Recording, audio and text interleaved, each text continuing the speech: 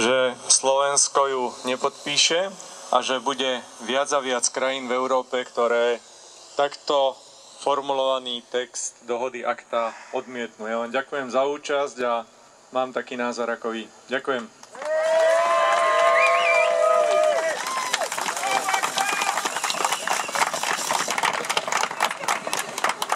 Dobre, ďakujeme za príhovor. Teraz predám slovo pánovi Jozefovi Vyskupišovi. Ďakujem. Ja začnem jednoducho tiež by som vyzval na Stop ACTA, tak ako tu napíšu, ide o, alebo je tu na plagáte, ide o slobody a ide o to, aby sme dokázali vyjadriť svoj názor.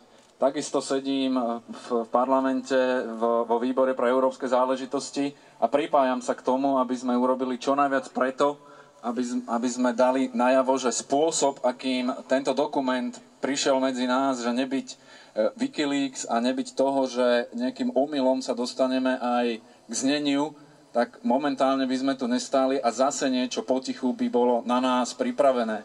Myslím si, že schvaľovací proces, že niekto, kto rozhoduje o poľnohospodárstve a rybolove, by nemal byť zodpovedný za to, že niekomu sa uberajú práva, že začína cenzúra na internete. Toto nie je prvýkrát, čo cenzúra internetu na Slovensku prišla.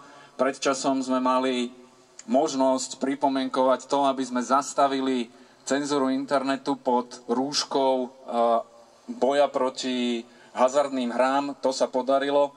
Teraz si myslím, že musíme spojiť, ako tu hovoril predo mňou rečník, sú aj odvážne krajiny, ktoré zatiaľ dohodu neratifikovali a existuje, a tu by som poprosil vašu pomoc, existuje možnosť, ako by sme mohli zastaviť aktu, a to je výzva na tzv. Citizen Initiation, keďže Európa sa snaží byť čím ďalej viacej k ľuďom, tak aby to nebolo len také vzduchoprázdno, tak od 1.4. sa bude môcť dať hromadná pripomienka.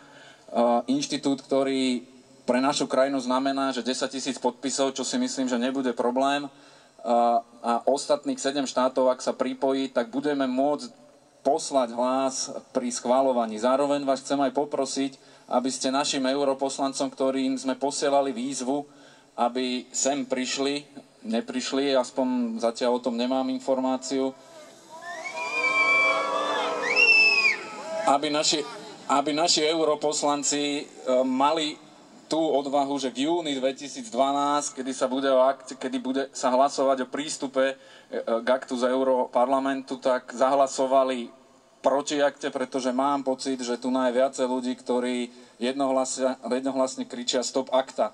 Takže dúfam, že budete sledovať jednak našich europoslancov. My sme sa vyjadrili viacerí, že s týmto dokumentom problém máme, takže na úrovni národnej je to zatiaľ v suchu, pretože aj vláda sa teda zaviazala, že momentálne to odsúva.